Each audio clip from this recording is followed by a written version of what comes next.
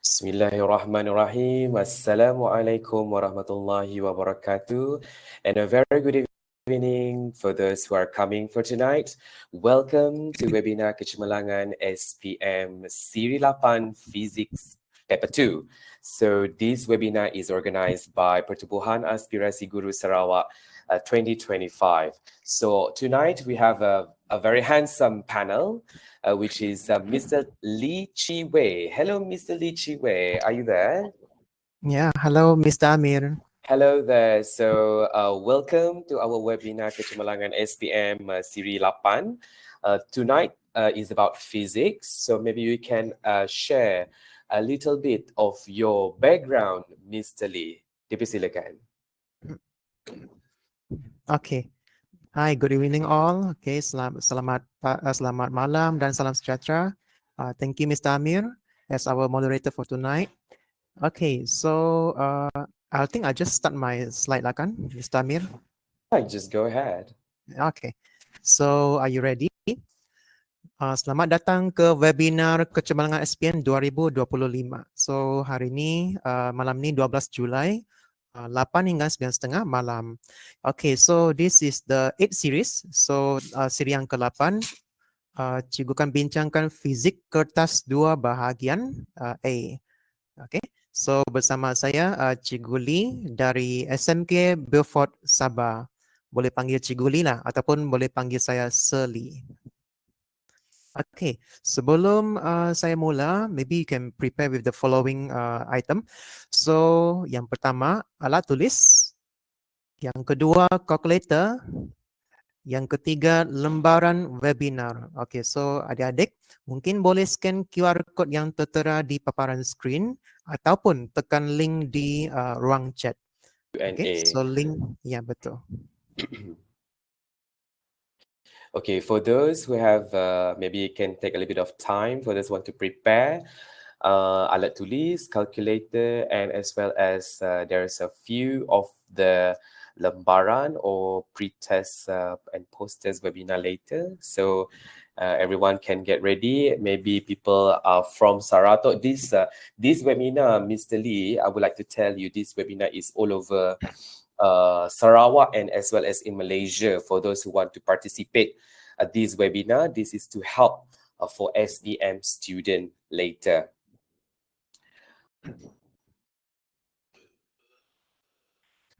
Okay, maybe before we start off after this, maybe I can recite a little bit of prayer. Okay, Mr. Lee, for those who are not Muslim, maybe you can recite your prayer according to your religion. Bismillahirrahmanirrahim. Alhamdulillahi Rabbil Alamin. Wassalatu wassalamu ala Sayyidina Muhammad wa ala alihi wa sahbihi ajma'in. Allahumma aftah alayna hikmataka wa anshu alayna min hadhaini rahmatika ya arhamar rahimin. Rabbi israh li sadri wa yassir li amri wahlul 'uqdatam min lisani yafqahu qawli. Amin. Okay, all right, now the webinar is yours now, Mr. Lee. Carry on. Okay, thank you, Mr. Amir. Okay, so students, you can scan the QR code in front here. Okay, sudahkah? Kalau print lagi bagus, boleh sambil menulis, sambil menonton webinar kan? Ataupun boleh download di phone, kemudian annotate lah, annotate di PDF, boleh juga. Oke, kemudian yang keempat, pastikan bersedia juga dengan buku teks ataupun buku rujukan fisik untuk merujuk jawapan. Oke, so bila kita scan QR code ini, so kita akan dapatlah satu lembaran PDF yang rupanya seperti inilah. Oke, so ada cover page yang khas cikgu buat untuk kamu semua. Oke, kemudian kita ada contoh soalan ramalan SPM 2025. Oke, so kita ada soalan 1, measurement. Kemudian kita ada soalan 2, daya dan gerakan 2, force and motion. Soalan 3, force and motion part 1. Kemudian kita ada soalan 4, question 4 untuk pressure. Kemudian soalan 6, electricity. Dan lastly, question 7 untuk haba heat.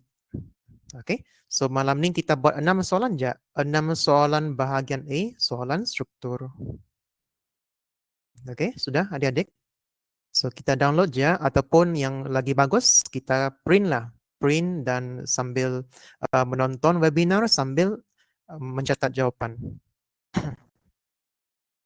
Okay, so ini adalah QR code. So mungkin adik-adik boleh cuba jawab dulu pretest yang di sebelah kiri.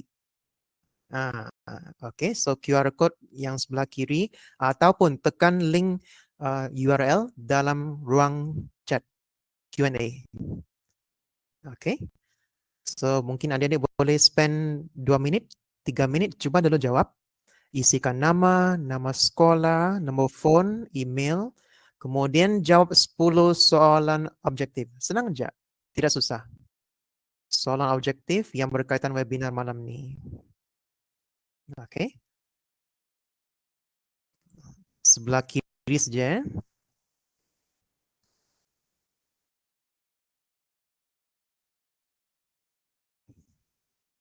Oke. So sambil adik-adik menjawab, cikgu teruskan dulu. Oke, so untuk malam ni ada 3 slot. First, cikgu akan terangkan format kertas dan juga types of questions, jenis soalan. Kemudian kita akan cuba buat contoh soalan struktur bahagian A. Okay, so bahagian A saya panggil soalan struktur lah, because bahagian B dengan bahagian C cikgu panggil soalan essay lah. Okay. Kemudian kita ada sesi perbincangan jawapan dan juga tips. Juga akan share sedikit tips sebelum kita menghadapi SPM lah, SPM 2025. Okay.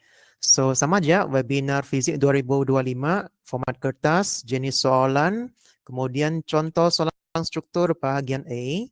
Kita akan bincang jawapan lah. Okay, sama aja. Okay, so let's go through the format. So format kertas dan jenis soalan, kita ada 3 kertas. So seperti kita semua tahu, kita ada 3 kertas. Fizik kita ada 3 kertas. Kertas 1, kertas 2 dan kertas 3. So kertas 1 ialah objektif, ada 40 soalan. Masanya 1 jam 15 minit, markah dia 40. Kemudian kertas 2 ialah soalan kertas subjektif. Ada 3 bahagian, bahagian A, section B dan section C. So bahagian A ada 8 struktur, semua wajib jawab. Manakala bahagian B 2 essay, pilih 1. Usually one is form 4, one is form 5. Okay. So soalan 9 ataupun soalan 10. Itu nantilah next series. So just for tonight, cikgu cuma bincangkan bahagian A saja, 8 struktur. Kemudian bahagian C, 1 essay itu wajib jawab. Okay, sama ada form 4 ataupun form 5. So the duration is 2 hours and 30 minutes. Okay, and the marks is 100 marks. Paling tinggi lah. Okay, kemudian kertas 3 ialah kertas amali, ujian amali. Cuma ada 1 soalan struktur amali. Tapi walaupun dia 1 soalan, dia ada banyak anak soalan. Contohnya 1A, 1B, 1C sampai F. Okay. Kemudian masanya is 45 minutes and the marks is 15. So the total marks for the 3 papers is 155. Okay. So bab yang diuji, so tingkatan 4 ada 6 bab and tingkatan 5 ada 7 bab. So a total of 13 chapters. Kan? Okay. So rasanya adik-adik sudah belajar sampai mana yang form 5? Mungkin boleh letak di ruang chat sampai bab berapa sudah kita belajar. I think by now should reach bab 5 sudah, I think kan. By, bab 5 I think elektronik. Ataupun bab 6 fizik nuklear. Kan?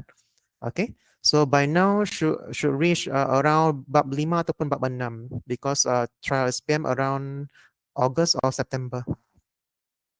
Okay. So for tonight, cikgu cuma bincangkan kertas 2 saja. So kertas 2. Okay, ini format dia secara terperinci, detail one. So kita ada 3 bahagian, bahagian A, bahagian B dan bahagian C. So bahagian A 8 soalan struktur, jawab semua, markah dia 60. Okay, so inilah yang kita akan bincang malam ini, yaitu 8 soalan struktur di bahagian A. Okay, so I will show you the types of question that we will see in the exam. Okay, so kalau lihat di sini, ini adalah taburan markanya. Kita akan jumpa di depan muka surat SPM lah, kertas fizik SPM. So, kita ada bahagian A, bahagian B, dan bahagian C kan. So, bahagian A soalan 1 hingga soalan 8. Taburan markah dia ialah 4, 5, 6, 9, 9, 9, 9, 9. Okay, so semuanya 60 markah. So antara jenis soalan yang kita akan jumpa for question 1 until question 4 biasanya knowledge, understanding, and application lah. Okay, so biasanya soalan dia mengandungi definition, dia akan tanya physics concept, principle or law, process, the name of the phenomena, calculation. So biasa pengiraan tu biasalah kena guna calculator. Okay, ada juga soalan yang melabel and drawing. Kemudian ada juga soalan yang memberi penerangan. Kemudian soalan 5 dan 6 kita panggil mengkonsepsi. So biasanya kita akan jumpa soalan compare, comparison, and also relation. Okay, banding dan hubung kait. So soalan 5 dan soalan 6 ni seolah-olah soalan bonus markah sebab jawapan dia sudah depan mata. Okay, so biasanya ramai murid boleh skor markah penuh 9/9 because jawapan dia sudah ada di depan mata untuk soalan 5 dan soalan 6. Okay, kemudian soalan 7, decision making. So kita kena tulis ciri yang baik, kemudian nyatakan sebab dia dan pilih yang terbaik. Contohnya kapal terbang A, kapal terbang B ataupun C kan kita pilih satu lah. Contohnya kapal terbang A, contoh. Okey. Kemudian soalan 8 lebih kurang sama. Ini adalah problem solving. Dia cuma ada kita nyatakan ciri dan sebab tapi tiada pilihan. Boleh kan? Okay, so itu secara ringkas for question 1 until question 8. So markah dia ialah 6, 60. So adik-adik kalau mau A minus, cubalah kita aim lebih kurang 45 ke atas lah kalau mau A minus. Okay. Kalau mau lulus, cuba dapatkan mungkin 30, half ke atas, 30. Okay. So this is the formula list of formula for physics paper 2. So kita akan jumpa formula ni di page yang kedua dan ketiga. Page yang pertama is cover page, and then second page is the formula for Form 4. The third page is formula for Form 5. Okay, so ini dia formula Form 4 dan Form 5 semuanya sudah disusun mengikut bab. Okay, so kita ada bab 2 Form 4, bab 2. Bab 3 gravitation, bab 4 heat haba, bab 5 gelombang, bab 6 cahaya light. Okay. Kemudian tingkatan 5 kita ada force and motion part 2, pressure, electricity, electromagnetism, kita ada electronics, nuclear physics and quantum physics. Mungkin ramai yang belum sampai di quantum physics kan, itu bab yang terakhir lah. Okay. Okay, don't worry. So we will get there eventually. So ini dia senarai formula yang akan diberi di SPM nanti. Okay, so please pay extra attention to formula this formula. So Q equals to MC theta, this one. And then V square equals to U square plus 2AS. Kita akan guna yang ini nanti ya. Kemudian apa lagi? This one, kerintangan, resistivity. R equals to rho L over A. Okay. Another one is the pressure. Pressure in liquid, P equals to H rho G. So nanti kita akan guna ini, formula ini dalam pengiraan. Okay. So kita tengok ni lah, pay extra attention to this 4 formula. Okey, selain daripada formula yang diberi, ada juga formula yang tidak diberi. Contohnya yang inilah. Okey, so adik-adik mungkin boleh lepas ni kalau ada replay, ada replay di YouTube, mungkin boleh screenshot ataupun ambil lah take note formula yang tidak diberi. Ini mesti hafal. Ini tidak diberi. Ini mesti hafal. So I think semuanya formula yang senang saja, tidak susah juga. So yang selalu diguna di SPM ialah formula daya impuls, impulsive force, and also daya apungan, buoyant force. Okay, dua ni lah kena pay extra attention. Kemudian another formula yang penting is, sorry, saya cari dulu. Formula F. atau nah. Okay. So Fx equals to F cos theta and then Fy equals to F sin theta. So formula daya mengefuk dan formula daya menegak, mencencang. Itu kena hafal juga. Okay. So we'll be using this formula later. I think question 3 or 4 nanti. Okay. Okay, ini dia. So formula yang tidak diberi di SPM. So adik-adik wajib hafal, mesti hafal. Okay, so mari kita mula dengan contoh soalan SPM. So untuk malam ni oleh sebab masa cuma 1 jam lebih je. So because kalau bahagian A biasanya perlukan masa 1 jam setengah. So malam ni kita ada kurang 1 jam setengah kan. So kita cuma buat 6 soalan. So untuk malam ni kita akan buat soalan 1 4 markah, soalan 2 5 markah, soalan 3 6 markah, soalan 4 9 markah. Because soalan 5 dan soalan 6 lebih kurang sama, soalan bandingan dan hubung kaitkan lebih kurang sama aja. So cikgu pilih soalan 6 9 markah. Okay. So sama juga soalan 7 atau 8 pun lebih kurang sama. So cikgu cuma pilih soalan 7 9 markah juga. Alright. So malam ni kita akan buat 6 soalan. Soalan 1, soalan 2, soalan 3, soalan 4, soalan 6 dan 7. Okay. So ini cover page dia lah. Okay. So mari kita mula dengan contoh soalan fizik SPM kertas 2. So pastikan adik-adik sudah bersedia dengan lembaran PDF, okay, masing-masing di phone kah ataupun di laptop. Okay. Okay, so yang sebelah kiri, nampakkah? Okay, so yang sebelah kiri ialah cover page. Kita mula dengan soalan 1. Okay, sekejap ya. Okay. Okay, so sebelah kiri ialah cover page, sebelah kanan kita mula dengan soalan 1. So soalan 1 ialah soalan daripada bab 1, pengukuran, ataupun in English is measurement. Alright, measurement. Bab 1. Okay, so cikgu sengaja pilih bahagi-bahagi antara topik tingkatan 4 dan tingkatan 5 supaya adil kepada adik-adik lah. Mungkin adik-adik Form 4 pun ada join kan malam ni. So cikgu pilih soalan yang sama-sama rata lah antara Form 4 dan Form 5. Alright, so kita start dengan soalan 1 dulu yang Form 4, pengukuran. So bab 1, chapter 1, measurement. Okay, so soalan dia, Raja menunjukkan suatu alat pengukur digunakan untuk mengukur kuantiti fizik. Tidak bagi tahu. Nama alat pun tidak bagi tahu. Kemudian kuantiti fizik apa pun tidak bagi tahu. Bagi seketul emas. Ini nah, emas ni yang di tengah-tengah. So diagram shows a measuring tool used to measure the physical quantity of a piece of gold. Alright. So soalan 1A ditanya, apakah maksud kuantiti fizik? So what is the meaning of physical quantity? Okay, so mungkin adik-adik yang tahu jawapan boleh letak di ruang chat. Okay, so apakah maksud kuantiti fizik? So what is the meaning of physical quantity? Saya sebenarnya tidak nampak ruang chat pula. Okay, tidak apa. Okay, so coba cek jawapan. Kuantiti yang boleh diukur. Okay. So untuk soalan SPM jenis definisi, tidak perlu ayat penuh pun tidak apa. Terus je, straight to the point. Okay. So kalau jawab soalan fizik, straight to the point. Tidak perlu ayat penuh. Teruskan je. Okay. So kuantiti fizik ialah kuantiti yang boleh diukur. Itu je. Okay. So in English, the quantity that can be measured. So kuantiti yang boleh diukur, quantity that can be measured. 1 markah.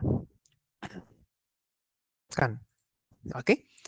Okay, next. Soalan B1, kenal pastikan kuantiti fizik yang ditunjukkan. Alright. So you can see here because apa nombor dia sini ya? 7 kah tu? So 76.43. Is that 7? 7 ke 1? Cikgu pun kurang pasti. Okay, so 76.43 gram. So we all know that kalau dia tulis gram di sini, maksudnya yang kuantiti itu adalah jisim, mass, kan? It's a mass of a piece of gold lah. Okay, And ini pun rasanya adik-adik pun tahu juga, pernah jumpa juga kan di makmal fizik. So ini nama dia apa? Penimbang, kalau saya panggil neraca, neraca elektronik. Nah, kalau in English is electronic balance, kan? Okay, so oleh sebab ada tulis gram di sini, so we know that the quantity is called mass ataupun jisim. Sekejap ya, cikgu tulis di sini dulu. Okay, so the quantity is called mass lah, mass. Ataupun dalam bahasa Melayu kita panggil jisim. Sorry ya, cikgu punya tulisan tidak cantik. Alright, so mass ataupun jisim. Oke, sekarang soalan B1, dia tanya sini, apakah jenis kuantiti fisik itu? Nah, apakah jenisnya jenis? Jangan nyatakan jisim pula, bukan. Kita mau tahu jenis, the type of physical quantity. Oke, so we all know that quantity fisik ada dua jenis, so quantity asas ataupun quantity terbitan, kan? So it's either base quantity or derived quantity. Okay, so the answer is a quantity asas ataupun scalar, scalar or base quantity. Okay, so jenis kuantiti fisik ni dia banyak. Dia ada asas, kuantiti terbitan, kuantiti scalar, kuantiti vektor. Okay, so because jisim and mass both of them are asas ataupun scalar, so kita boleh jawab mana-mana aja. Dua pun betul. Okay, so the answer is quantity asas, base quantity ataupun quantity scalar, scalar quantity. Okay, okay, next. Kemudian jenis unit yang digunakan. Okay, so adik-adik jangan pula jawab gram di sini, bukan. Itu gram tu ialah unit. Dia tanya jenis unit. Okay, so jenis unit ni ada dua, sama ada unit SI ataupun unit imperial. Okay, so unit SI ataupun unit imperial. Rasanya pernah dengar juga kan di bab 1. So jawapan dia ialah unit SI ataupun metric. Kemudian English SI unit ataupun metric unit. Okay, bukan imperial. Kalau imperial contohnya contohnya inch. Kalau inch, mile, apa lagi? Batu dan sebagainya kan. Semua itu imperial units yang zaman lama-lama. So kita mau zaman yang modern, zaman yang terkini, so kita panggil unit SI, Standard International Unit SI ataupun unit metric. Okay, so jawapan dia SI unit or metric unit. Okay kan? Boleh kan? Alright, so soalan 1C kita teruskan. Bacaan kuantiti fisik dalam Raja 1 sentiasa berubah-ubah. Apakah cara untuk mendapatkan bacaan yang tepat? Alright, so the physical quantity is constantly changing. State how to get an accurate reading. Okay. So kalau kita letak seketul emas di sini, okay, for example, a piece of gold, bacaan yang ini, yang jisim, yang gram ni, selalu dia berubah. Sekejap dia naik, sekejap dia turun. Kenapa tu? Because ada angin kan, ada angin yang tolak, ada tiupan angin yang kuat, kita buka kipas kah, ataupun ada orang lalu kah, kan? So of course yang penimbang ni sangat sensitif because dia penimbang elektronik kan, dia boleh measure sehingga 2 decimal places. Sangat tepat ni. That's why kalau ada sedikit angin, dia sudah naik berat dia punya jisim lah. Okay, so untuk elak perkara ini berlaku, so kita buat macam mana? Okay, so biasanya kalau di makmal sekolah cikgu, penimbang ni biasanya dalam kotak yang tertutup lah. Ada transparent kotak tu. Okay, tinggal murid cuma masukkan benda yang mau ditimbang, masukkan ke dalam transparent kotak tu. Dia ada transparent plastik lah. Okay, supaya tidak dihalang, tidak diganggu oleh tiupan angin. Alright, so jawapan dia ialah neraca diletakkan di dalam kotak yang tertutup. Okay, so the scale is placed in a closed box. Itu jawapannya. Okay, so jawapan dia neraca diletakkan di dalam kotak tertutup. The scale is placed in a closed box. So far okay, adik-adik boleh kan? Okay kan? Alright. So itu dia soalan 1 4 markah. Senang kan? Okay. So 4 markah untuk soalan 1. Siap sudah? Okay. So kalau adik-adik ada soalan mungkin boleh tulis di ruang chat. Setakat ni adakah? Ada soalan? Okay. So kalau tiada soalan boleh cikgu teruskan soalan 2. Okay, so soalan 1 siap sudah. Semuanya 4 markah. Senang kan? Cikgu rasa senang nih soalan ni. Okay. Nanti di SPM soalan 1 biasanya senang juga. Jangan risau. Soalan 1. Semuanya yang basic saja. Okay, next. Kita lihat soalan 2. Okay, so soalan 2 ialah bab, I think is bab Form 4, no, sorry, Form 5. So Form 5 Chapter 1. Alright, so question 2 is from Form 5 Chapter 1, Force and Motion 2. Okay, so Force and Motion 2. Okay, so cikgu baca soalan dulu. Raja menunjukkan sebuah lori ditarik oleh 2 buah kereta. Mungkin lori itu dia tersangkut di lumpur kan. So 2 kereta ni inilah tarik gunakan tali. Okay, so masing-masing dengan daya tegangan T1 dan T2. Okay, so lori tersebut bergerak dengan halaju malar. Diagram shows a lorry pulled by 2 cars with force. So the forces are T1 and T2 with an angle of 30 degree. Okay, so the lorry is moving at a constant velocity. So we have force to the front and we have frictional force to the back. Kan? So to the front is force, to the back is friction force. And then T is the tension lah. So tension 1 and tension 2 with an angle of 30 degree. Mr. Lee, Ya saya. there's a question ada dekat dalam Q&A. Dia tanya perlu kepala ayat ke sir untuk jawab.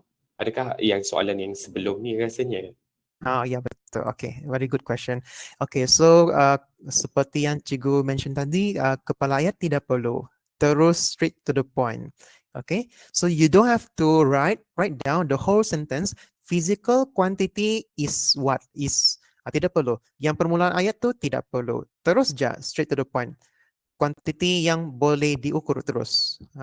Soalan definisi biasanya tidak perlu salin balik apa yang ulang di soalan, tidak perlu. Terus je straight to the point. Quantity yang boleh diukur. Okay. So definisi tidak perlu ayat penuh. Terus straight to the point. Adakah itu jawab soalan? Okay kan? Okay. Okay, so kita carry on. Kita teruskan soalan 2. Kalau ada soalan lagi boleh tulis di ruang chat. Okay, so soalan 2. Situasi tadi ialah 2 buah kereta menarik sebuah lori menggunakan tali. Tali tension 1, tension 2 with an angle of 30 degree.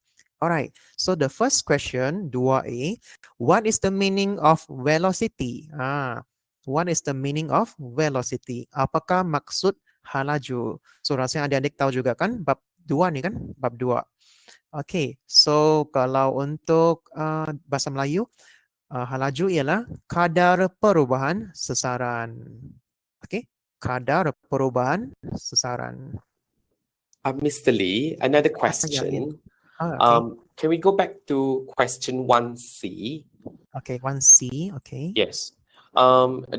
Dayang Damia Kaisara ada tanya, for 1C, what if I say put the scale in vacuum chamber? Is that accepted? Okay. So so far if vacuum chamber, I don't think we have that in school. So only maybe the expensive one. But it's logic also if we put in the vacuum chamber, but how to say, it's not really that authentic. It's not really authentic. So I think we just put in the norm is in a usual closed box lah kan. I think there is more accurate, because I don't think we have a real vacuum chamber in our school. So make sure our answers are logical and also accurate. Alright. For Mr. Benedict Charles, mungkin tak dengar lagi suara tu. Saya rasa dia ada button suara dekat uh, atas sebelah kanan. Mungkin Benedict Charles boleh cari mana suara tu ya. Kalau tak dapat lagi, nanti saya akan cuba bantu Mr. Benedict. Thank you. Okay, boleh proceed Mr. Lee. Thank you. Okay, thank you, Mr. Amir. Okay, so I'll just continue. Okay, so tadi maksud halaju kan? So halaju ialah kadar perubahan sesaran. Okay, so in English we call it the rate of change in displacement. Sekejap ya, cikgu kasih zoom dulu. Okay, so halaju definisinya kadar perubahan sesaran. In English, rate of change in displacement. Okay, adik-adik be careful with the definisi of speed. So speed and velocity lebih kurang sama kan? Be careful because kalau velocity, the answer is the rate of change in displacement kan. Tapi kalau speed, definisinya is the rate of change in distance. Be careful because sounds the same kan. Rate of change in distance. Okay. Kalau bahasa Melayu untuk laju, laju ialah kadar perubahan jarak. Okay. So be careful, kedua-dua definisi itu walaupun maksudnya lebih kurang sama, tapi definisinya lain tahu. Okay. So halaju kadar perubahan sesaran, rate of change in displacement. Kalau laju ataupun speed, kadar perubahan jarak ataupun rate of change in distance. Okay.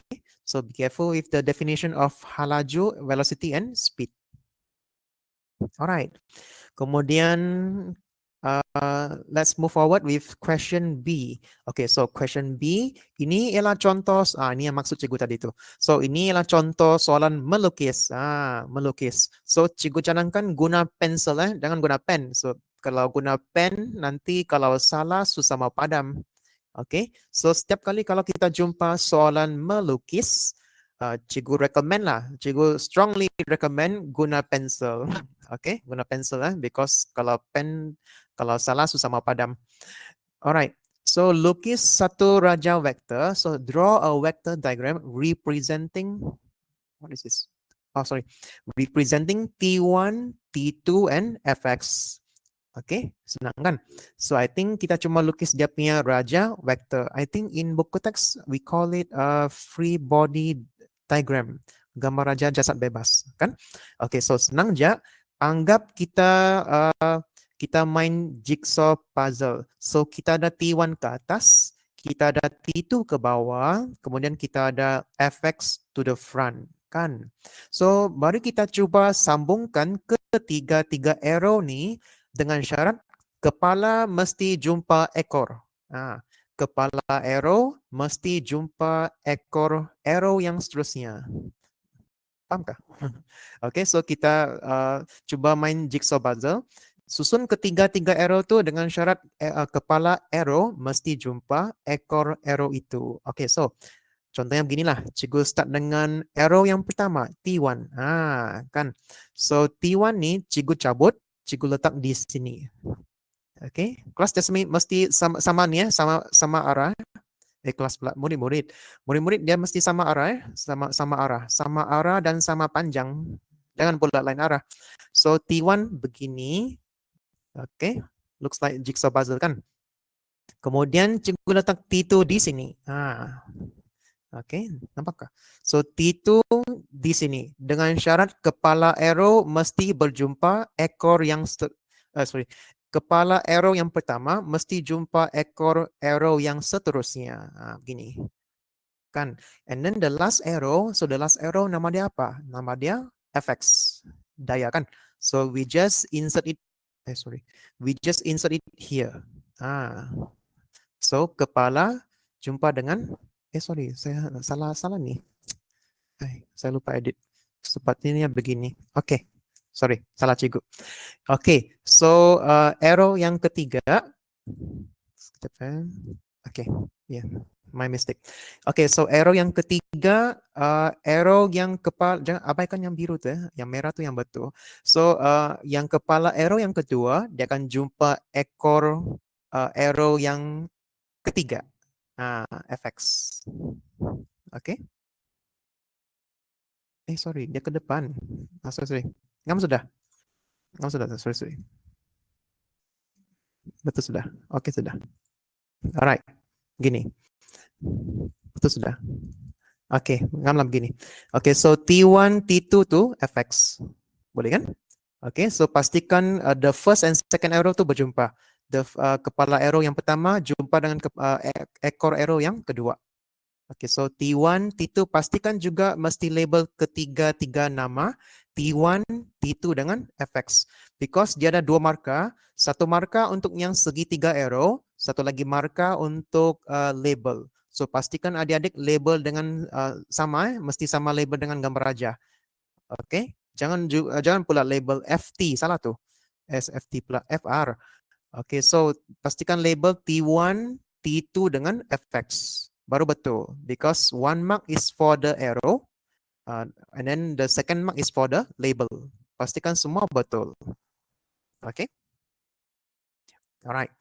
Kemudian, ini mungkin Mr. ramai yang Lee, tidak. Ya ada saya. soalan.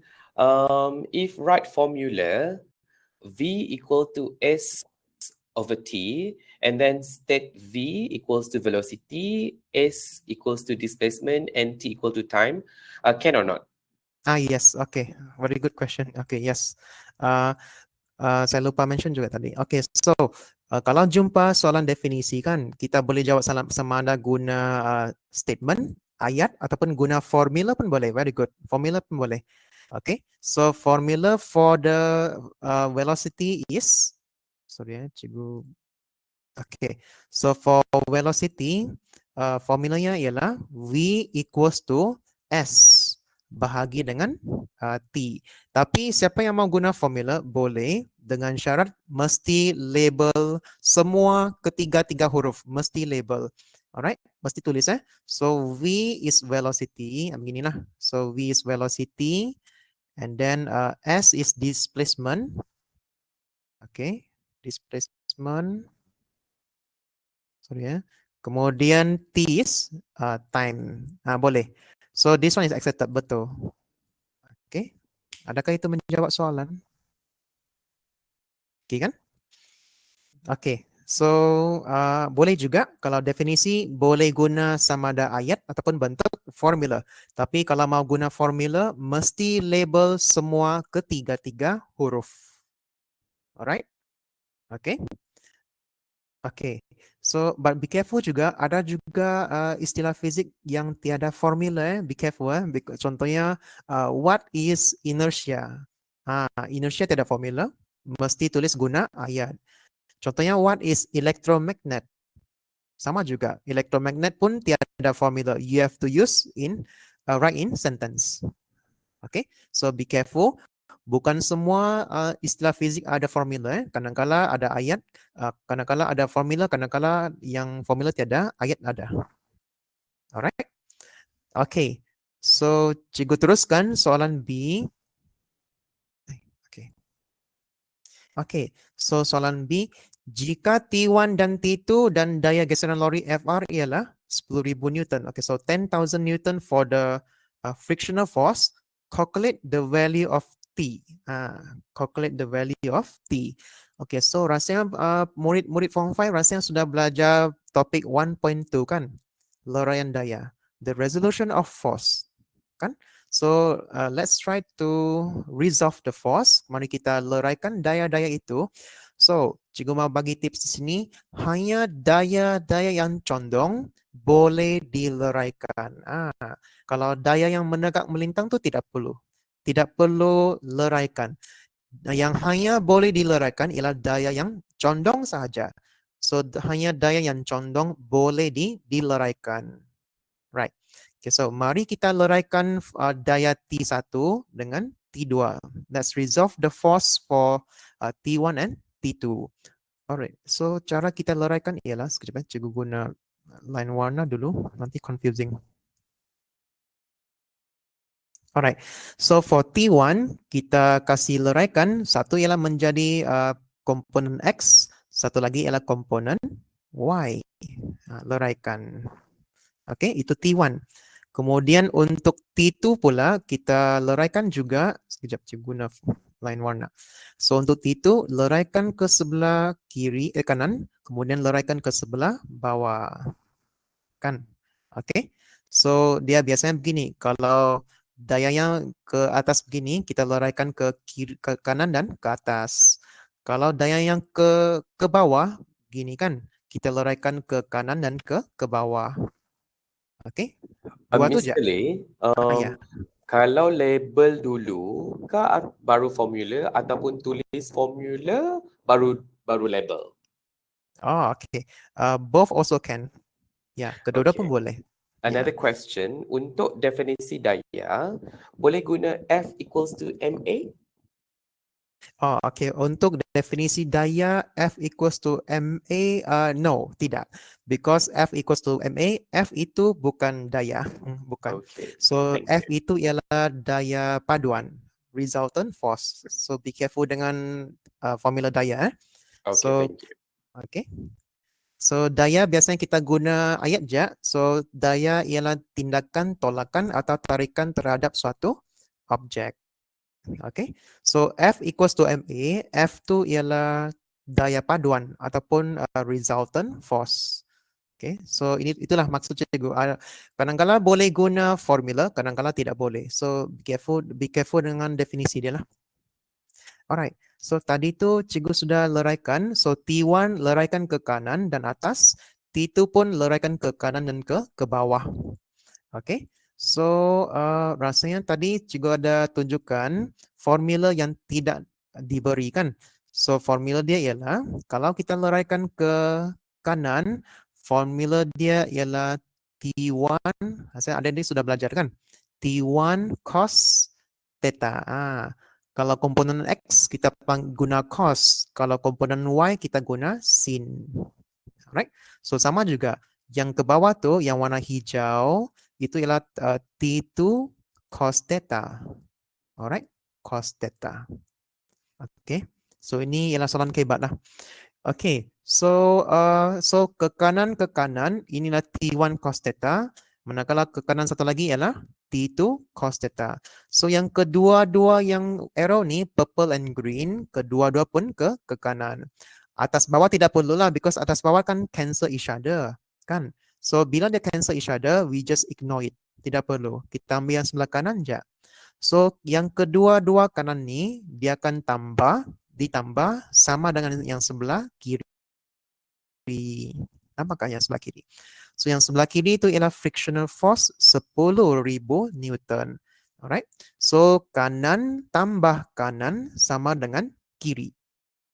Okay. So kanan tambah kanan sama dengan kiri. So untuk formula dia kita tulis. So T1 cos 15. Alright. Kenapa cos 15? Because dia punya apa ni? Angle dia sudah dibahagi dua kan? Itu nah. Okay. So divided into 2. So means one part is 15 lah. 15 degree and another part is 15 degree. Okay. So we have T1 cos 15 and T2 cos 15. Okay. So purple plus green equals to friction. Soalan, Ya. kenapa T2 bertemu kepala dengan FX? Oh, okay. So untuk yang ini hanya daya yang individu je yang boleh guna syarat kepala arrow yang pertama mesti jumpa ekor arrow yang kedua. Okay, so syarat itu hanya apply kepada dua arrow yang pertama aja. So arrow yang pertama kepala dia mesti jumpa arrow yang kedua, ekor arrow yang kedua. Yang lain tu ialah daya paduan dia lah. Okay, Okay, and then so daya another one, paduannya terus je. why there is cos T1? Oh, okay. Okay, so cos T1. So cos T1, why? Because okay, like this. Kejap ya.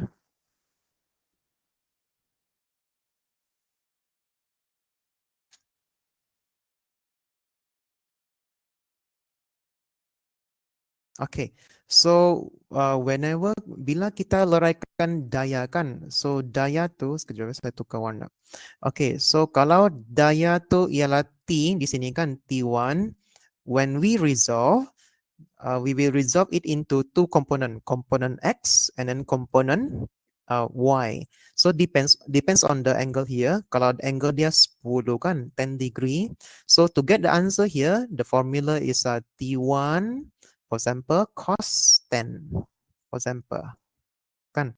Kalau sebelah atas pula untuk paksi Y, this one is T1 sin 10.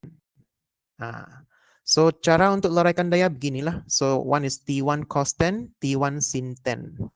Okay, depends on the T1 lah. Kalau T1 tu maybe 50, so your answer should be calculator 50 cos 10. Kalau di atas 50 sin 10. Kan? Adakah itu menjawab soalan? Okay. So itu cara kita leraikan daya. Mungkin boleh rujuk balik untuk topik 1.2 ada tuh.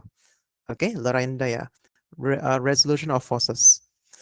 Okay, so untuk soalan tadi tu, so we know that yang purple tambah hijau sama dengan yang belakang kan? So kita Mr. tulis. Lee, Ya. sebentar Mr. Lee. Ada lagi Okay. soalan. Ada lagi.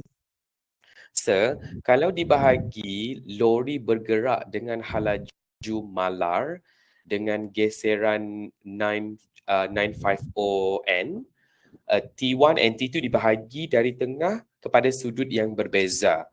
Contohnya 1 tu 20, 1 40. Macam mana nak cari T1 and T2? Terima kasih. Oh, okay.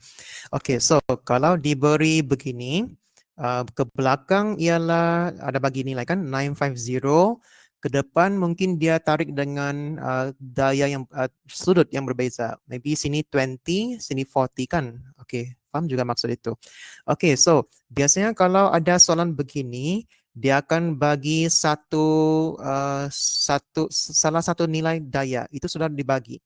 Okay, so untuk case ini, oleh sebab sudut dia sama, maka kedua-dua T tidak diberi because kita guna algebra untuk mencari nilai T.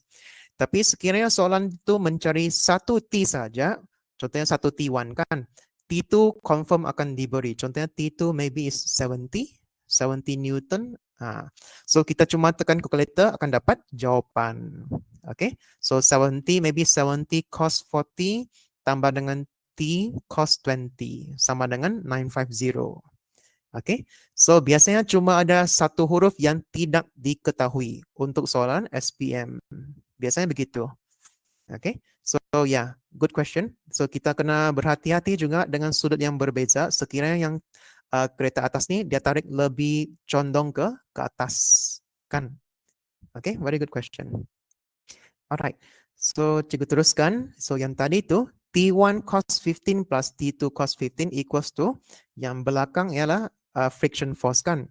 So because T1 and T2 for this case, because T1 and T2 kereta tu tarik dengan daya yang sama, maka kedua-dua pun cikgu label huruf T. Supaya senang faham lah. Okay, so kedua tu pun cikgu tukar menjadi T. Ini T, ini pun T. Sama kan? Maybe T ini 50, ini pun 50. Gitulah contoh. Okay, so bila T cos 15, T cos 15, kalau digabung bersama akan menjadi 2 T cos 15. Kan? 2 T cos 15. Alright. So, oleh sebab soalan dia ialah calculate the value of T. So, kita cuma pindahkan yang 2 dengan yang cos 15 pindah ke sebelah, dia akan menjadi bahagi dengan 2 cos 15. So mungkin adik-adik boleh tekan calculator 10,000 divided by 2 cos 15. Senang kan? Cari T je. Okay, so T dia yang cikgu dapat, jawapan dia ialah 5176.38 Newton. Betul adik-adik? Betul? Okay kan? Okay, so ini soalan ni agak kebat sedikit, tapi bolehlah, boleh dibuat juga, boleh dijawab, tiada masalah. Okay, so rupanya setiap kereta tarik dengan daya sebanyak 5176.38 Newton. Adik-adik pastikan bagi jawapan sekurang-kurangnya 2 tempat perpuluhan. Ya. Okay. And then final Dua, answer mesti ada unit. how many decimal places tadi? Dua tempat perpuluhan. Minimum, ya betul. Minimum 2. Okay. Alright, thank you. Kalau 1 tempat salah. Kalau tulis 5176.4, kalau 4 out salah. Terus hilang satu markah.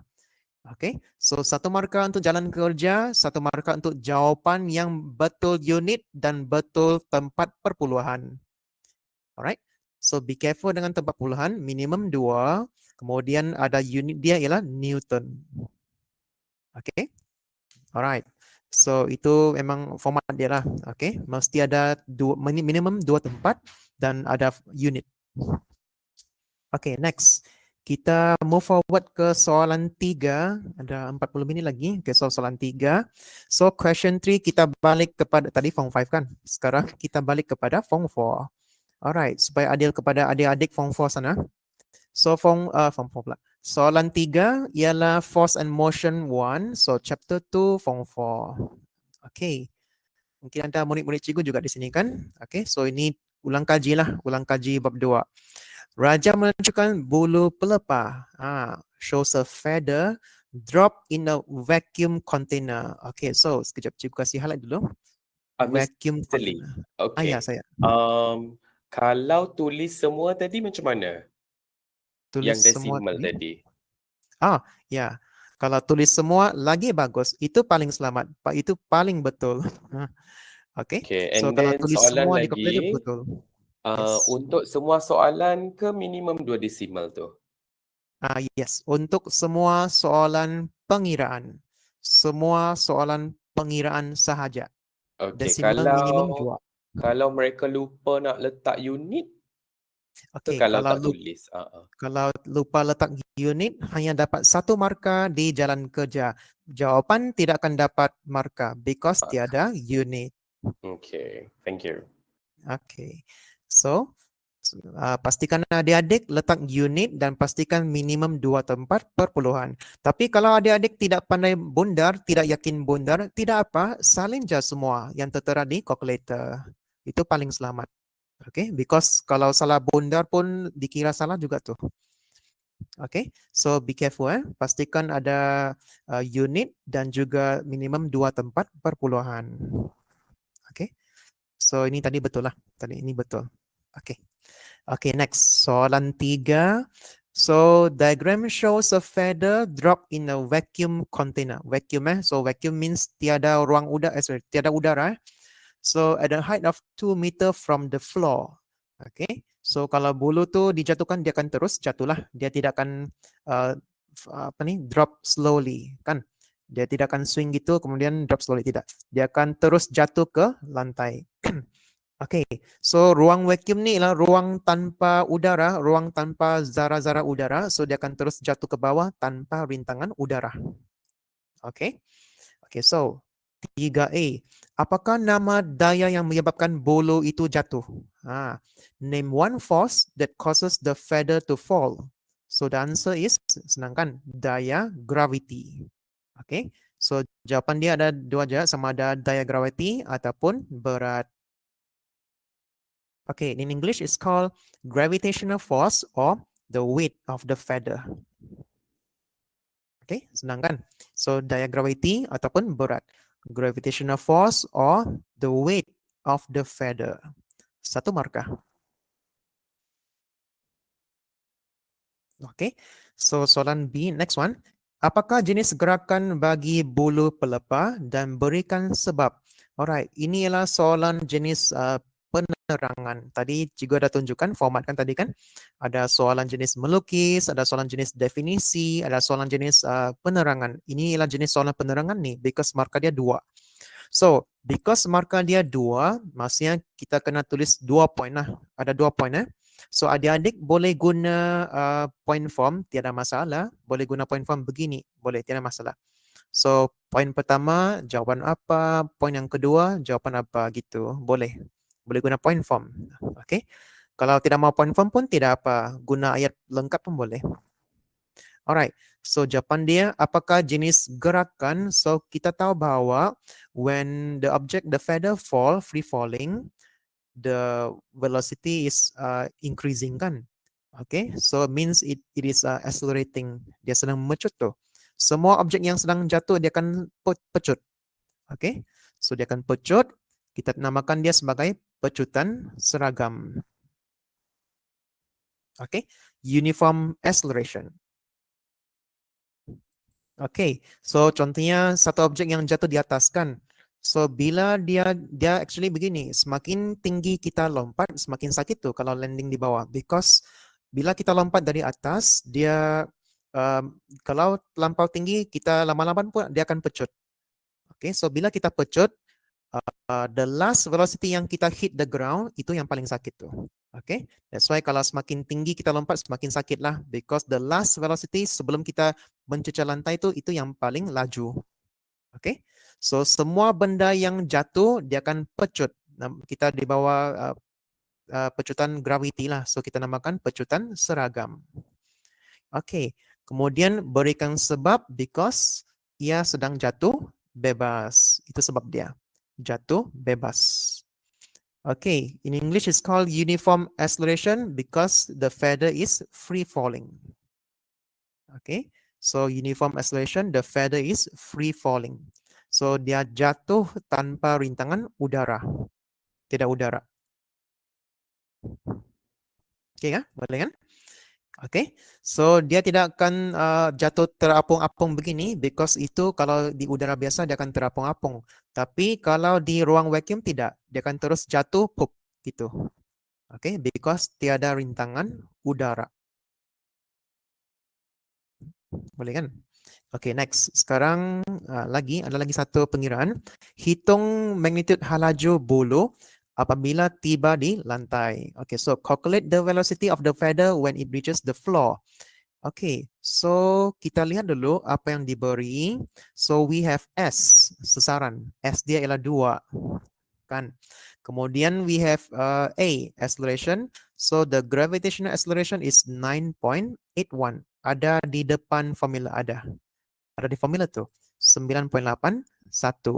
Kemudian kita tahu bahwa bulu pelepah tuh sebelum dilepaskan, halaju dia ialah kosong. Kan? Sebelum dijatuhkan, halaju bulu ialah kosong. Kemudian oleh sebab dia mau cari velocity, the final velocity kita mau cari huruf V. Okay? Okay. So adik-adik coba teka, apa formula yang sesuai? Ada huruf A, huruf S, U, dan V. Kan? Dari bab 2 tuh. Ada 4 formula tuh. So satu formula yang paling sesuai kita guna ialah V kuasa 2 sama dengan U kuasa 2 tambah 2. Yes. Okay. Kenapa cikgu guna formula ini? Sebab semua huruf kita ada. Kan? Kita ada V, kita ada U. Sorry, kita mau cari V. Kita ada U, kita ada A dan S. That's why kita guna formula ini. Jangan pula guna formula yang ada T. Because T itu tiada. Kita tidak diberi T. Masa, time. Tiada. Okay. Okay, so mari kita lihat cara untuk ganti dia. So V mau dicarikan. So U ganti kosong. And then acceleration, so gravitational acceleration is 9.81 lah. Kemudian 2, the height of the height where the feather is released, so is 2 meter. Kan? So ganti 2. Alright. So bila kita tekan-tekan calculator, so jawapan dia 6.26 pun boleh. 6.26 ms negative 1. Okay, so adik-adik jangan lupa kasih punca because kuasa 2 kan. So untuk mencari V saja, kuasa 2 buang sebelah dia akan menjadi punca kuasa 2. Okay, so dia akan menjadi punca kuasa 2. Beginilah. Okay kan? Okay, so jawapan dia ialah 6.26 ms negative 1. So be careful, the unit for velocity is ms negative 1. Baru dapat 2 markah. Alright. Okay, soalan D. Apakah yang berlaku kepada masa yang diambil sekiranya bulu pelepah sampai ke lantai? Sekiranya dilakukan di bulan. Okay, so what happens to the time taken for the feather to reach the floor if the experiment is conducted on the moon? So oleh sebab on the moon, kalau on the moon dia lagi lambat sampai kan, because dia macam terapung-apung. Okay. Mr. Lee, Ya, saya. apa tu? Kenapa A jadi gravity? Okay. Okay, so why A ialah gravity? Because kalau A ni stands for acceleration kan. Untuk objek jatuh atas bawah, so kita guna gravitational acceleration, iaitu huruf G. Kalau kita rujuk G di depan formula ada tuh, 9.81. Ada di senarai formula. Okay, so kalau dia gerakan atas bawah, biasanya kita guna huruf G lah, gravitational acceleration. Okay, so nilai Okay. dia sudah diberi 9.81. Can we go back to soalan 3B tadi? Kalau jawab soalan dalam point, bentuk point boleh ke? Yes. Yes. Tadi saya sudah ada mention tadi. Okay, Okay. boleh guna point form, boleh. So point form pecutan seragam, point form kerana jatuh bebas, boleh, tidak masalah. Okay, Okay, alright. so Thank point you. form uniform acceleration, point form free falling, boleh, tidak masalah. Soalan Okay. lagi. Okay. Macam mana nak untuk menentukan nilai pecutan positif ataupun negatif? Okay, so good question juga. Okay, so untuk yang ini, actually jawapan dia boleh dalam bentuk negatif ataupun positif. But because ada kuasa 2 di sini, so kalau kita pindah punca kan. So bila kita punca kuasa 2, kalau kita letak negatif, dia akan menjadi maths error. Betul?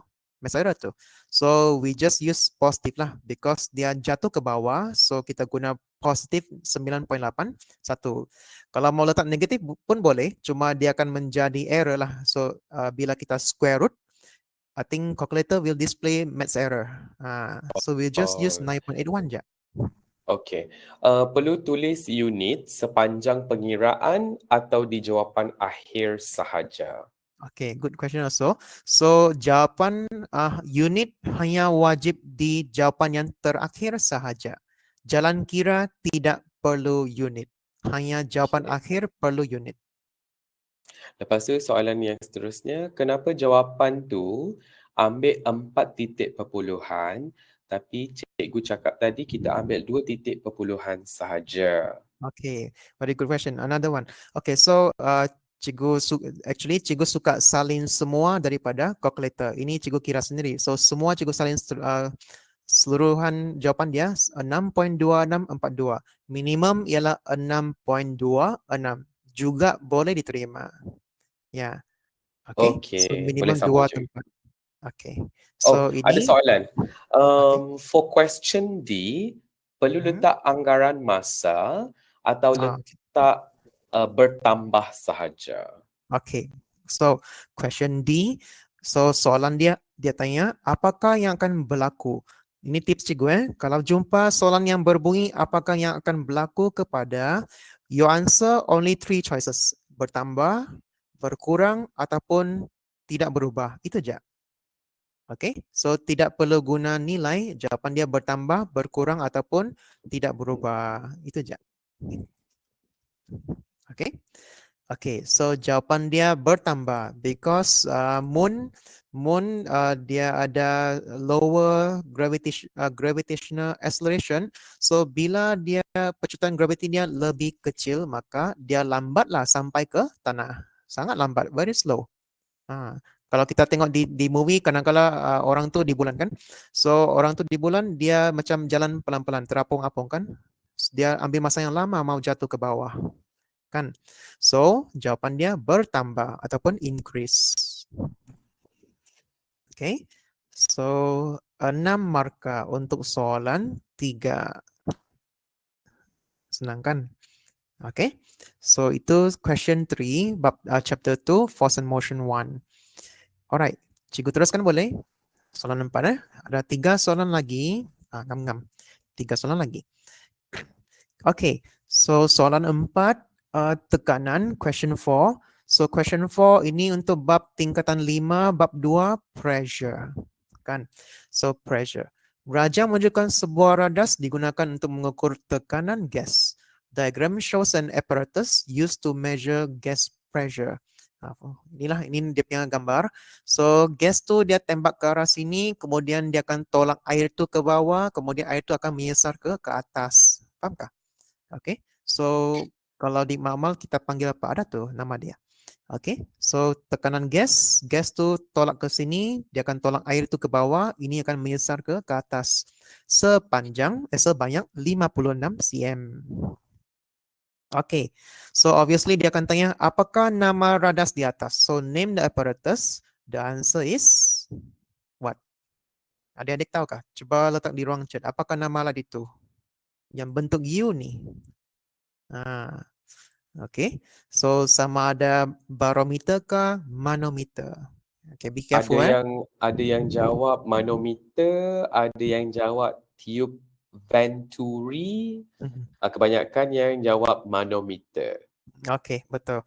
So jawapan dia manometer, betul. So in English also it's called manometer, betul. Okay. Tube Venturi bukan itu tube U Venturi itu ialah prinsip Bernoulli itu 2.6. Okay. Okay, so the answer is manometer. Be careful. Kalau gas pressure, we use manometer. Kalau atmospheric pressure, tekanan atmosfera, kita guna barometer. Ada dua tuh, sama ada mano ataupun baro. Okay, so gas pressure, we use mano. Kalau atmospheric pressure, we use barometer. Alright, so ini manometer. Terangkan mengapa terdapat perbezaan ketinggian air pada X dengan Y. Okay, so explain why there is a difference between the height at point X and point Y. So you can see the point X is higher kan. So the point X, the water level at point X is higher than that of the point Y. Okay, so oleh sebab jawapan dia sebab tidak cukup ruang cukup tulis di atas Okay, so jawapan dia oleh sebab 2 markah, so kita kena tulis 2 poin Okay, adik-adik kena ada 2 poin. So poin yang pertama, poin yang kedua, ada 2 poin lah. Okay, so jawapan poin yang pertama, why? Because kan gas kan tembak ke arah sini. Mana sudah saya punya kertas? Okay. Okay, because gas kan dia tembak ke arah sini kan. So means tekanan ni dia kuat. Dia akan tekan dia ke bawah. Manakala yang air ni dia akan menyesar ke atas kan. So tekanan yang di Y ni dia lebih tinggi berbanding dengan tekanan di X. Because kan X ni sudah kena push ke atas kan. So means yang X tu tekanan dia lower lah. Lower. And then X is greater. Y is greater. X is lower. So kita tulis tekanan di Y lebih tinggi daripada X. Because kena tembakan asli kan. So tekanan di Y lebih tinggi daripada X. Okay. Kemudian poin yang kedua, because Y itu ialah tekanan gas and then X itu ialah tekanan atmosfera. Boleh guna simbol titik, tiada masalah. Ataupun sepatutnya guna ialah. So Y ialah tekanan gas, kemudian X ialah tekanan atmosfera. Okay, so in English, pressure at Y is higher than X. 1 mark. Kemudian Y we call it gas pressure. Kemudian X we call it atmospheric pressure.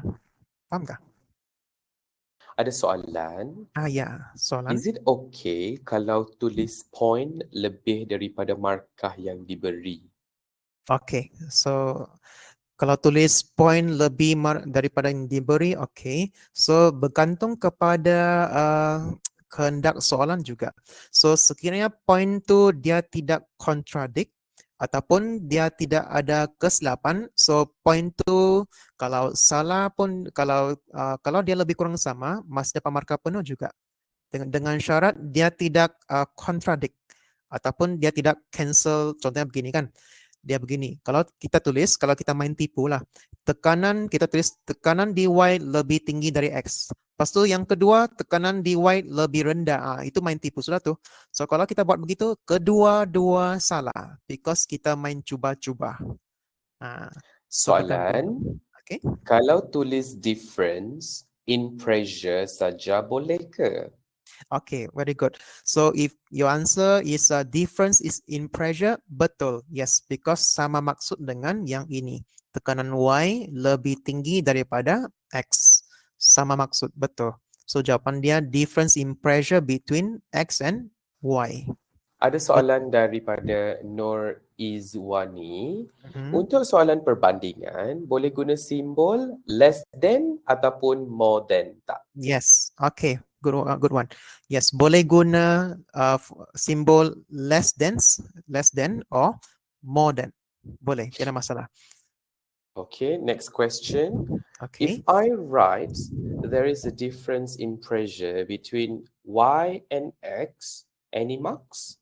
Ya, tadi sudah jawab yang sebelum tu. Ya, perbezaan tekanan betul. Difference in pressure betul juga. Sama maksud dengan yang ini. Tekanan di Y lebih tinggi daripada X. Sama maksud.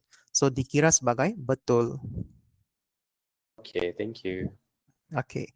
Okay, so cikgu teruskan. Ada Okay, lagi so satu, cikgu. ada lagi. Sebentar. Okay. Is the atmospheric pressure is the biggest pressure? No, no, not necessary. Okay, so actually gas pressure is bigger than atmospheric pressure. So atmospheric pressure depends on the altitude and it's fixed at sea level. But kalau gas pressure lagi besar, because lepas ni kita akan buat soalan seterusnya, you will realize gas pressure ni dia lebih besar because dia melibatkan penambahan atmospheric pressure dengan yang dia punya pressure ni liquid lah. Okay, so usually gas pressure is higher than atmospheric pressure, usually lah. Okay, so harap itu menjawab soalan. Okay. Kalau tak silap ATM tu, okay, alright, proceed. Thank you. Okay, okay, so saya teruskan. Okay, so soalan pengiraan pula. Berdasarkan Raja 4 based on diagram 4, calculate the gas pressure. Ini the main character. Calculate the gas pressure in meter water. Kita panggil meter H2O lah. So memang itu unit untuk pressure lah. Salah satu unit untuk gas pressure. Alright. So diberi atmospheric pressure berapa? Kalau lihat sini 10.3 meter ya kelas meter. Okay.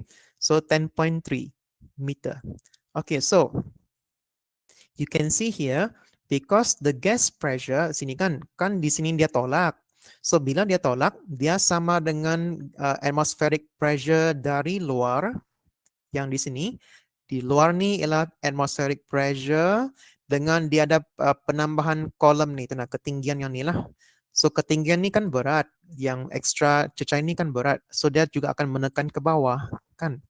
Okay, so bila dia tekan ke bawah, dia sama level dengan tekanan gas. So tekanan gas sebelah sini lah. Okay, so cikgu boleh buat kesimpulan bahawa tekanan gas sama dengan tekanan atmosfera tambah dengan perbezaan ketinggian air, kan? Okay, because tekanan gas ni lagi kuat. So bila dia push against each other, dia jadi balance. So ini yang tekanan gas sama dengan ketinggian cecair ni sangat yang berat kan? Tekanan tinggian cecair ni tambah dengan tekanan atmosfera. Okay. So, rasanya adik pernah jumpa juga kan formula ni. So, the tekanan gas pressure sama dengan, actually ini, okay, apalah, sama dengan P gas tambah P atmosfera. Alright. Actually, sini bukan salah. Cikgu label balik ya. Actually, this one no. This one should be here. P gas. Okay. Kemudian P, so P is 0.56. Why 0.56? Because sini, be careful with the unit yang diberi sini 56 cm. Okay, so bila kita kira bila kita buat pengiraan, jangan guna cm, mesti guna unit asas, iaitu meter. Semua asas, jangan guna cm, semua meter. Alright, so 56 cm, kalau convert menjadi meter akan menjadi 0.56 meter. Okay, itu air lah, 0.56. So ambil 0.56 tambah dengan 10.3, because 10.3 ialah dia punya atmospheric pressure. So 10.3 di sini. Kan? So 10.3 dia akan tambah dengan macam inilah. Kedua-dua purple arrow ni 10.3 tambah dengan 0.56 dia akan sama dengan yang gas. Kan? Okay. So jawapan dia 10.86 meter water. Itu je. Okay, so 10.86 meter water. Okay, next. Kemudian soalan 2.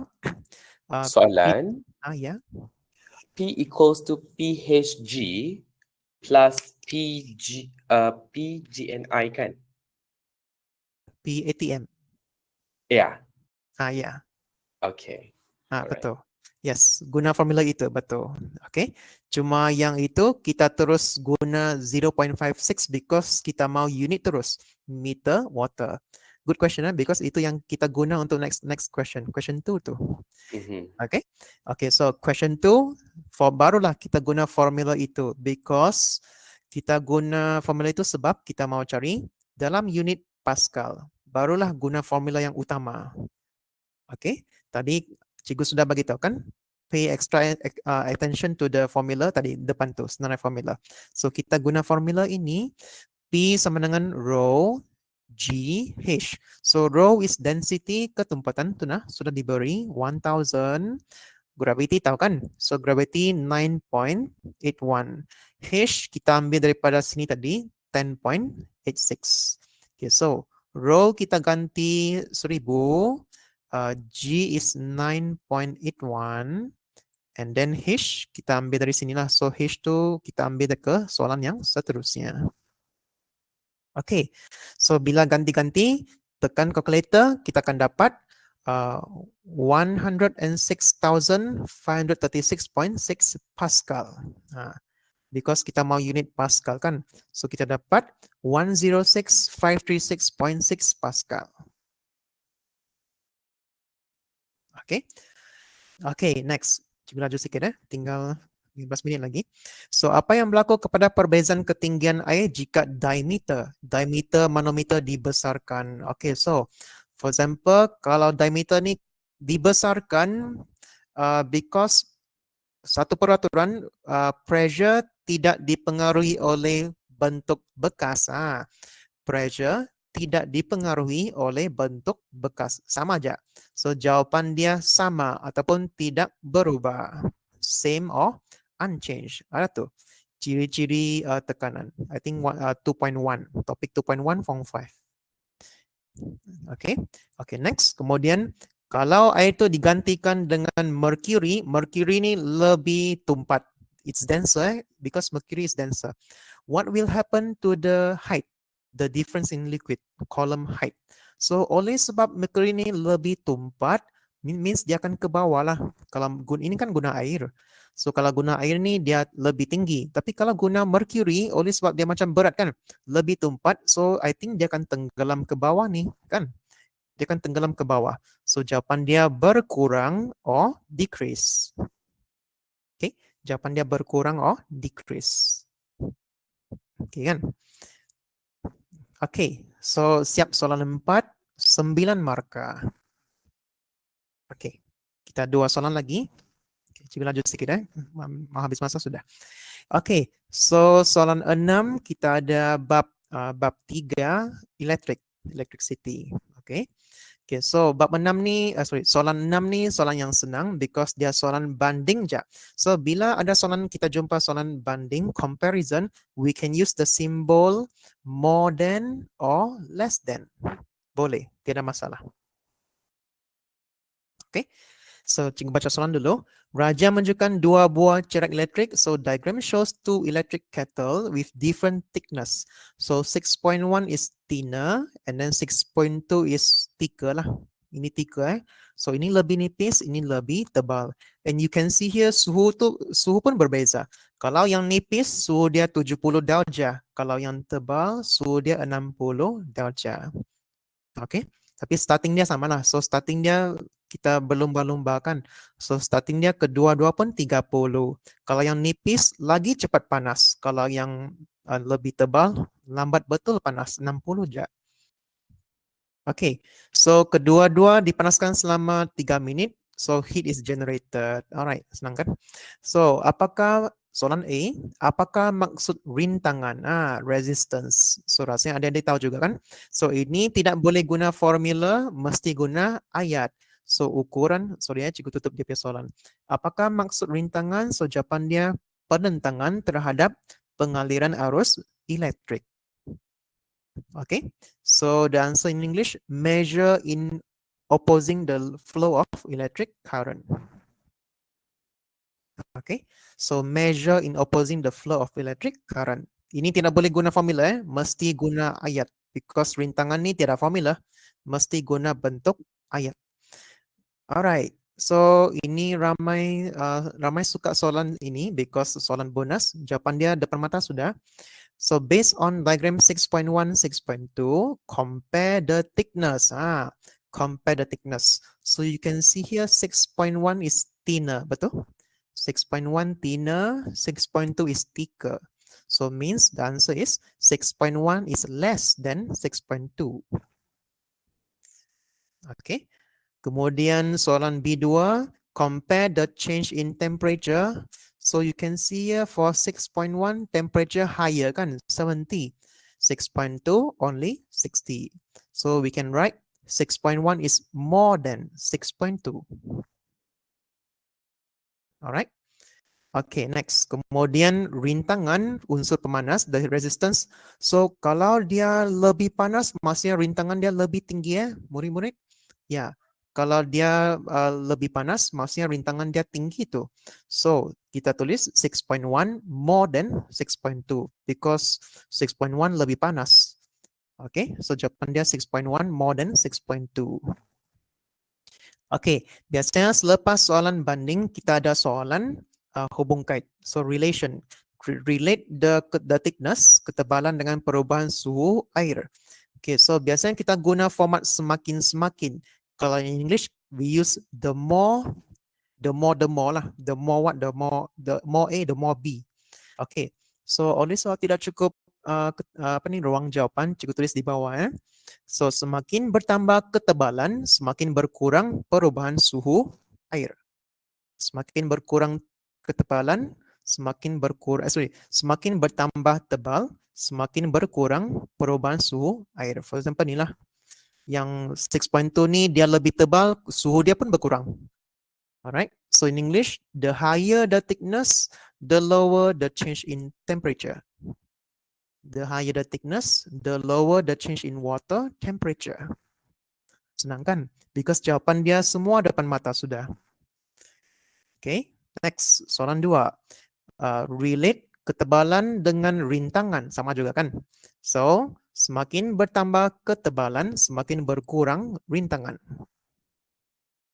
Okay, so kalau dia kurang rintangan means tidak begitu banyak haba. Kalau dia banyak rintangan means banyak haba lah.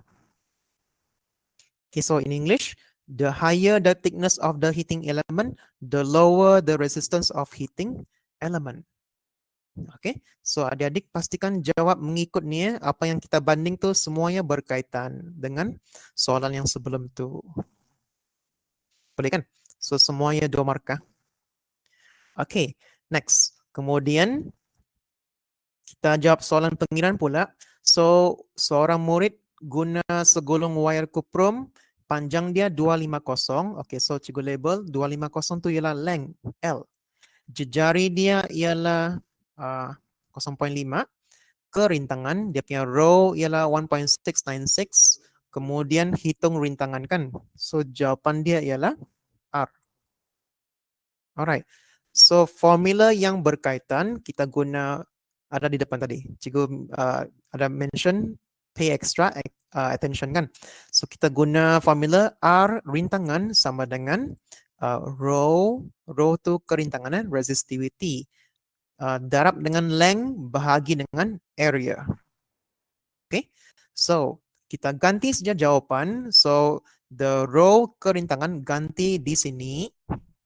Kemudian the length of the wire, the length of the tadi itu kan, yang ini, yang heating element tuh nah, ini kan.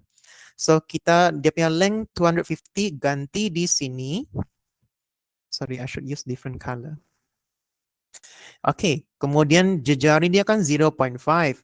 So, jangan lupa tukar menjadi meter, dia akan menjadi 0.00005 meter. Okay, so because this is area of a circle. So, kalau area of the circle, the formula for mathematics, kita belajar kan matematik kan? So, pi r square. So, pi r square. Okay, so kita tekan calculator, kita akan dapat the resistance is 5.40. Kalau siapa mau bundar boleh juga, jawapan dia 5.40 ohm. Tapi cikgu ambil langkah jalan selamat, cikgu ambil saja semua. 5.3985 ohm. Okay kan?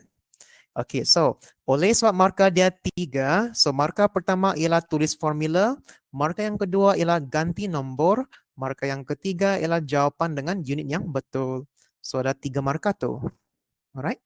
So adik-adik kalau jumpa soalan yang susah, yang 3 markah, jangan risau, jangan panik. Sekurang-kurangnya tulis formula. Sudah dapat markah yang pertama. At least tulis formula. Tulis formula pun kadang-kadang dapat markah yang pertama.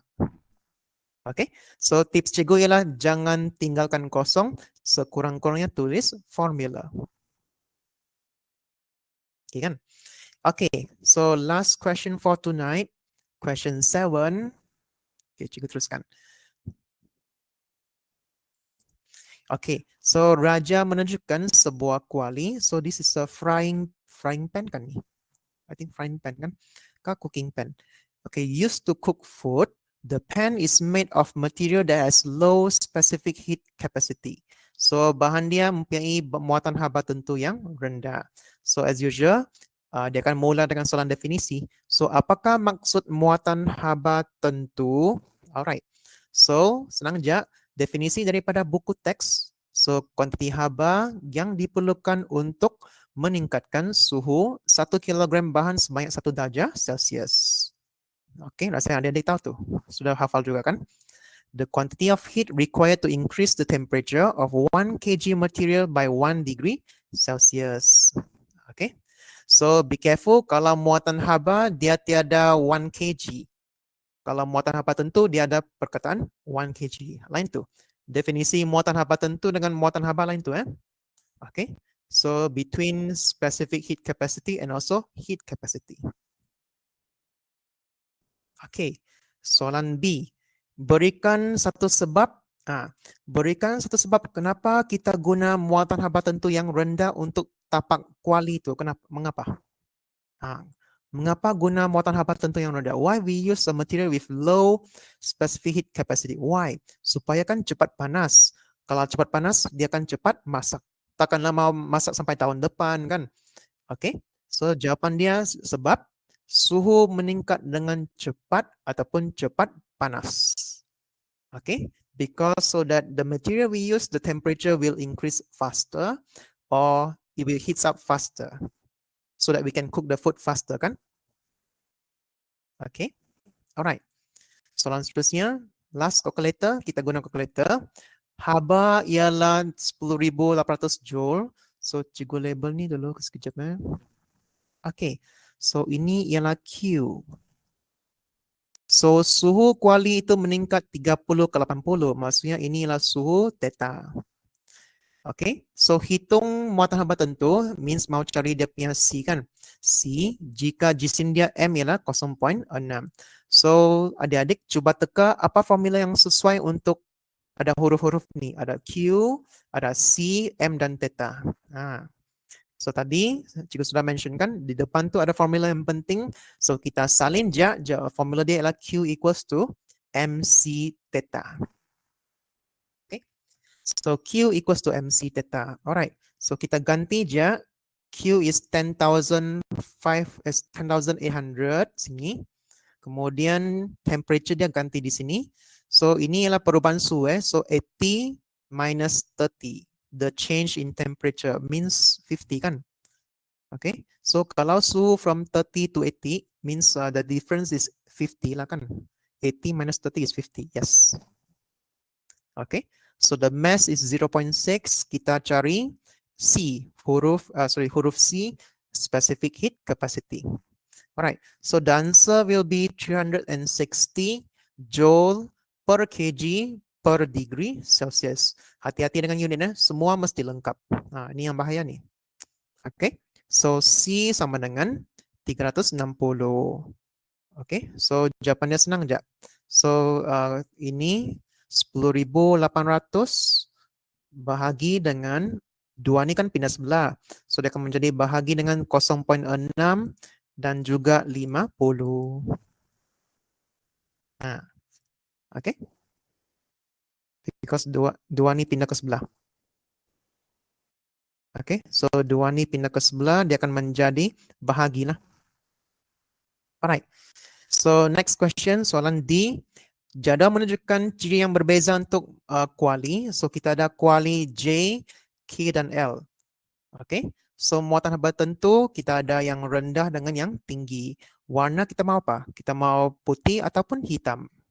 Oke, kita pilih. Oke, so berdasarkan jadwal itu kita kena pilih yang sesuai. So of course muatan haba tentu yang adik-adik jangan letak nilai sini ya, salah ya. So kita guna kata adjective, sifat. Tidak boleh guna nilai kecuali case tertentu. Mostly akan guna kata sifat. So jawapan dia ialah rendah ataupun low. Oke. So kita lihat sini pemenang dia ialah Nila. Okay, because 450 betul. I think hitam yang sesuai kan? Okay, so why we use low heat capacity? Because suhu meningkat dengan lebih cepat ataupun cepat panas. Temperature increase faster or heats up faster. Okay kan? Okay, the color. So the color is yang lebih sesuai black lah, hitam. So kita tulis hitam and then black ataupun black. Okay, why? Because it absorbs heat easily. Mudah menyerap haba. Senang kan? Okay, so adik-adik pastikan kalau ciri ini kita guna kata sifat. Next, berdasarkan jawaban Anda, kuali mana yang paling sesuai? So jawabannya kuali K. The winner is kuali K. Siap. Oke, so semuanya 9 marka. Oke kah adik-adik? Boleh? Oke kan? Oke, so kita sudah selesai semua 6 soalan struktur bagian A. Sekilas, untuk sebagai penutup, cikgu buat sedikit analisis SPM. Oke, so 2021 sehingga 2024. So kita cuma lihat bagian A aja. You can see here bagian A. Inilah tahun 2021 hingga 2024. You can see here tiada, semuanya ada 13 bab dan semuanya ada keluar di bahagian A. Kita tidak boleh main MM, tidak boleh. Kita belajar semua because semua soalan, semua bab keluar. Oke. So kalau dia tidak muncul di bahagian A, dia akan muncul di bahagian B atau bahagian C.